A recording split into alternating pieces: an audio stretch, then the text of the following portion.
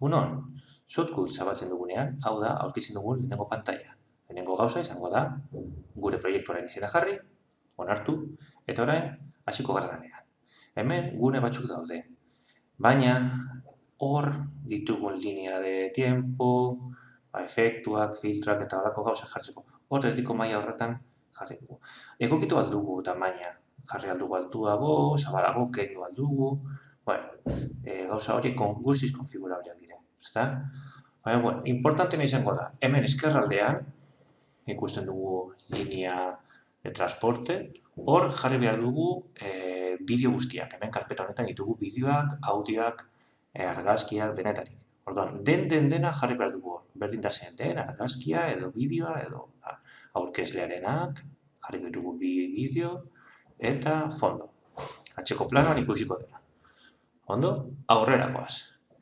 Orain, behin bideoak hori izan da, sortu behar ditugu pistak. Hemen ez da zer ikusten, beko pistetan ez dagoelako ezer. Orduan, sortu behar ditugu pistak, eta agertuko da hor aurre pistan. Eskumako botoiarekin, jarriko dugu audio pista bat, adibidez, eta mugituko dugu audioa. Horrela egingo dugu pista guztiekin. 4 bideo pista egingo ditugu. Hasiko gara lehenengoarekin, eta orain agertzen da V bat, hori da bideo, A, agertzen bada izango da audio, eta horrela egingo dugu beste 4ekin. Harin pasatuko dugu, izena jarriko dugu guztietan, aurkezle bat, aurkezle bi, fondo, eta oso ondo, egin daukagu, eta kokatuko ditugu bideoak. Bakoitza, bere lekuan. Eskolako logoa, goian. Aurkezlea, bigarrenean, hirugarrenean beste aurkezlea, eta azkenengo bideo pistan jarriko dugu fondoa. Horrela egin behar du, bai ala bai, goian dagoen pista agintzen du besteen gainean, bai, ikusten duzue gure ikurra jarri da bestearen gainean. Eta bigarren aurkezlea ez dugu ikusten, bakarrik ikusten dugu lehenengo goian dagoena, bai, eta fondoa ez da zer ikusten. Hori egiteko, orain kokatu behar ditugu bideo bakoitzak, bere lekuan eta bar. Bueno, bideo honetan bakarrik behar ditugu 10 segundo horiek eta bigarren aurkezlean ja mugitu dugu. Erreza da mugitzea. Jartzen dugu albo batean eta mugitzen dugu albo batetik eta bestetik. Hori errekuperatu aldugu, nahi dugu momentuan, eskerrera dizkioten magara berriro agertzen da kendutako bideoa. Hori ikusten dugu. Fondo, audio, aurkezle bat, aurkezle bi, eta ikurra. Gure eskolako maskota izan alda, edo nahi duguna.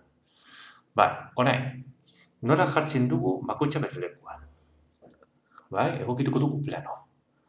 Hasteko, hori iraundu behar du bideo bukatu arte. Mugitzen dugu, eta argazki hori ikusiko da beti. Orain, mugitzen dugu, filtro bat aplikatuz. Klikatu behar dugu bideoklip baten gainean, eta orain, daukagunean, jarriko dugu tamaino, posición y rotar. Ikusten duzue? Horti dago, tamaino, posición y rotar, filtroak. Sakatu dugu, eta orain, mugitzen badugu eskinatik, egokitzen dugu tamaino, eta hartzen badugu erdiko gune horretatik, borobil horretatik, jartzen dugu behar, edo goian, hobeto geratuko da, goian. Lehenengo aurkezlea, hori ikusten dugu. Klikatzen dugu gainean eta aplikatzen dugu filtro bat. Sakatzen dugu maz, berriro, kokatzeko bere lekuan, kasu honetan jarriko dut eskumadea. Eta orain ikusten da atxeko planoa. Ikusi duzue?